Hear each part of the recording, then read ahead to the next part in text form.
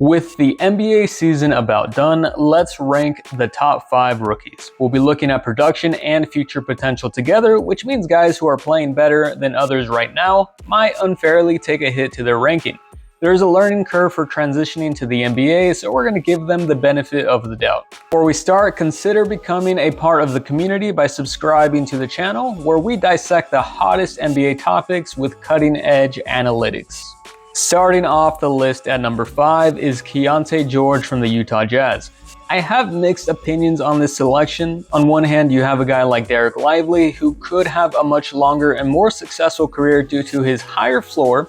And on the other hand, you have the Thompson twins, who have really high ceilings, but such broken jump shots that it would take a lot for them to get their potential. But Keyonte has a little bit of both. He could very well be in the league for a long time, even if it's just in a backup role, or he could blossom into a star. George has been a highlight for Utah this year, proving to be a potential long-term staple at point guard for them. Despite playing the position with the steepest learning curve for rookies, George has shown good playmaking chops, especially in pick and rolls. Mistakes happen and should be expected from a first-year guard, but the glimpses are there of a guy who can man an NBA offense. He's also more than a capable scorer despite his poor shooting percentage. George has plenty of shifty moves to get himself open around the perimeter, as well as for finishing at the rim. His smooth jumper and 85% free throw rate suggests that his efficiency will come along sooner rather than later. To further improve as a player and impact the game, he needs to be more aggressive on both ends of the court. Offensively, the Jazz have already asked him to hunt more for his shot. Defensively, I would like to see him be more disruptive. He only averages a combined 0.6 blocks and steals per game, and he ranks in the middle of the pack among point guards in defensive rebounding percentage. This year, Keyonte averaged 12.7 points, 4.5 assists, and 2.9 rebounds per game. A solid stat line, but if he can improve his shooting while learning how to play more aggressively, the Jazz will have a solid starting level point guard with maybe some all-star appearances in his future. Next at number 4 is Jaime Jaquez Jr. of the Miami Heat. Miami really nailed this pick as Jaquez is an integral part of their offense when he's on the court. He is a really smart player who moves extremely well without the ball in his hands. Miami has also used him as a playmaker frequently throughout the season. He can operate with his back to the basket through a variety of post moves or slashing his way into the paint. Without the ball, Jaquez can spread the floor by spotting up or will make smart cuts to the basket or set well-timed screens for his teammates. To truly unlock his offensive game, Jaquez needs to improve his 32% three-point shooting. Already very impactful, Jaquez will be a part of many important possessions in this year's playoffs. It won't be a surprise to me if eventually Jaquez takes the torch from Butler at the wing position and plays a similar role as him for Miami. In primarily a bench role, Jaquez averaged 12 points, 2.6 assists, and 4 rebounds per game. He's been very solid and has made a lot of front offices regret on passing him. Next at 3 is Brandon Miller from the Hornets. Miller is looking to follow in the steps of his favorite player Paul George, and that's a great comp for his potential. The rookie is a big, athletic, and agile wing who has both a smooth jump shot and nice shifty handles to create clean looks. With the changes around the Hornets roster and LaMelo Ball's injury, Miller has had the freedom to take more of the lead role in many possessions for Charlotte. You can clearly see his potential as the number 1 option for good teams when he's looking to score or create for his teammates. He competes hard on defense and with his physical tools could eventually become a point of attack defender as well. Brandon Miller could very soon pass LaMelo as the most important player on this team if he's not already there. But he does need to work on some stuff around the edges. Post All-Star break, he was asked to do a lot more and struggled in that larger role. His shot dropped 2% overall and from 38% pre-All-Star to 33% post-All-Star from three-point range.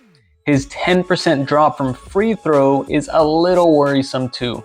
It might just be the rookie wall or struggle adjusting to more responsibility, but a lot of eyes will be on him if he can put it all together to reach that superstar potential. He averaged 17 points, 4.3 rebounds, and 2.4 assists this season. At 2 is Chet Holmgren for the Thunder. If it wasn't for Wemby, we'd be looking at him as one of the most versatile true centers in the league. But in a way, he flies under the radar compared to the hype he would normally have. He had a season to raise his NBA IQ while nursing an injury, and it shows as he does everything traditionally expected from your 5 at an elite level. He is great in the pick and roll, finishes well around the basket, and can space the floor with his shooting ability. Defensively, Holmgren moves his feet well to get to where he needs to quickly and is already a high-level rim protector. But what truly raises his ceiling is the unicorn skills, his off-the-dribble moves, the face-up game, and playmaking ability. As a true 7-footer, few opponents can contend, that is, if Holmgren can learn to play against heavier bigs. He's listed at just 207 pounds and can have trouble when being pushed around by stronger guys. Chet might need to put on some more muscle than he already has or learn positioning that works better for him. But regardless of that, he's a key reason the Thunder look like a top 2 team in the Western Conference. He's impactful as a rookie, and he averaged 16.6 points, 8 rebounds, and 2.5 assists to go along with 2.3 blocks per game. All NBA is almost a guarantee in his career. Finally, at number 1, it would not be anyone other than Victor Wembanyama with the Spurs. It took a while to truly get going, and it seemed like the biggest problem was that his team didn't know how they should use him and his teammates had no idea how to play with him. The Spurs started the season with another center next to him, and for whatever reason, Jeremy Sohan at the starting point guard. But once they gave him a real guard to play with and the full-time 5 role, we got to see what the hype was about, and the hype actually seemed to underrate him. Every game is another one where we see Wemby do things we've never seen before, like grab a lob from the free throw line or just do dribble moves that no 7'4" guy should be able to do regardless of your imagination. He is like a high school point guard who is played at the center position because he happens to be taller than everyone else. He can do things that a center normally does, but also things that your ball handler does. He'll break down opponents in front of him or make flashy passes. And once he's around the rim, his reach is so insane there isn't much you can do to contest. If he doesn't have the ball, you don't really need to be a great passer to find him. Just throw it in his vicinity and he's gonna get it. On defense, he should arguably already be the Defensive Player of the Year.